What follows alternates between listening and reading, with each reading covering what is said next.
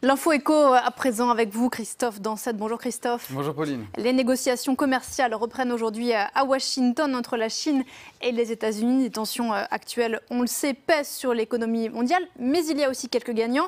On va en parler dans un instant, mais avant cela, Christophe, il faut le dire, ça fait plusieurs mois que cette guerre commerciale dure entre la Chine et les États-Unis et elle fait beaucoup de mal. La nouvelle patronne du FMI, Kristalina Georgieva, a lancé un énième avertissement encore hier avec de nouveaux chiffres à l'appui.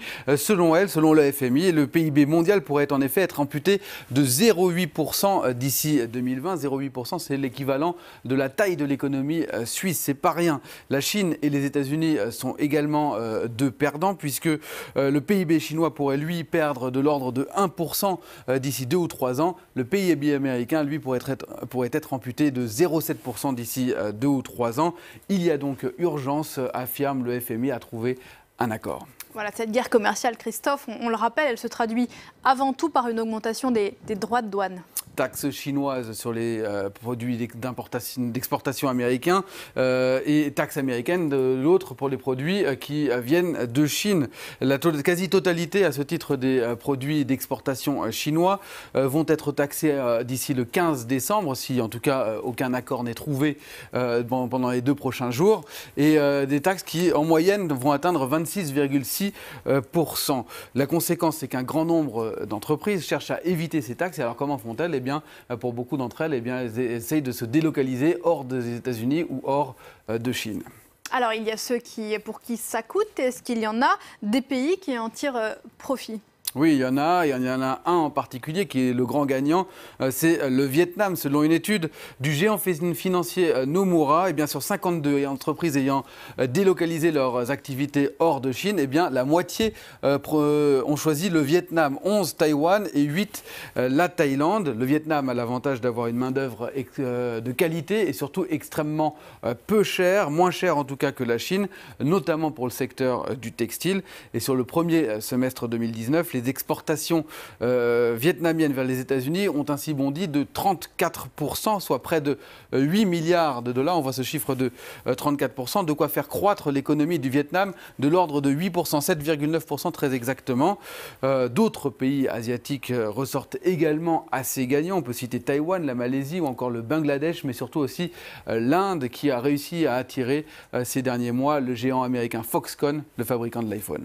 Et puis, loin de l'Asie, Christophe, il y a le Mexique qui en profite aussi. Le Mexique, avec qui les États-Unis viennent de signer ou de re-signer un nouvel accord de libre-échange qui doit encore être validé par le Congrès américain, ce qui ne sera pas forcément chose facile, mais ça, Pauline, c'est une autre histoire.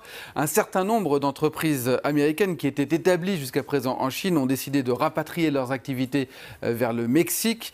Des entreprises en particulier du secteur de l'automobile ou encore du secteur du textile. Ainsi, les exportations mexicaines vers les États-Unis ont bondi de 10% au premier semestre 2019 par rapport à la même période l'année dernière, de quoi engendrer 10 milliards 600 millions de dollars de plus. Le Brésil, lui aussi, pourrait sortir d'une certaine manière gagnant de cette crise commerciale. En tout cas, on le voit pour le secteur du soja, qui est important au Brésil. Les exportations vers la Chine de soja brésilien, elles ont presque doublé, passant de 14 millions de tonnes à 25 millions de tonnes un an plus tard.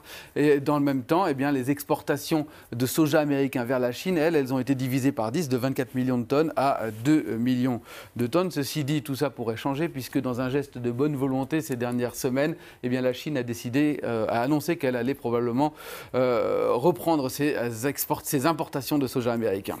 Et l'Europe dans tout ça ? Pour l'Europe, les résultats sont assez mitigés. Si on en croit une étude de la CNUSET, qui est l'organe commercial de l'ONU, l'Europe pourrait être la grande gagnante de cette guerre commerciale.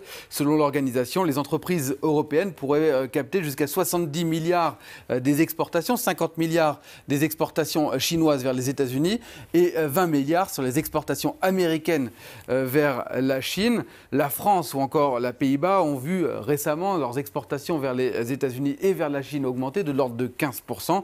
Mais la réalité, c'est que la guerre commerciale fait surtout du mal aux pays dont les économies sont avant tout formées sur les exportations. Et à ce titre, le champion du monde, c'est l'Allemagne. Et c'est du coup l'Allemagne qui est aussi le grand perdant de cette crise. L'économie allemande, si florisante il y a encore 2 ans, est entrée en récession, étant sur le point d'entrer en récession, c'est très important. Et la guerre commerciale entre la Chine et les États-Unis n'y est pas pour rien. Merci beaucoup Christophe, c'était l'info.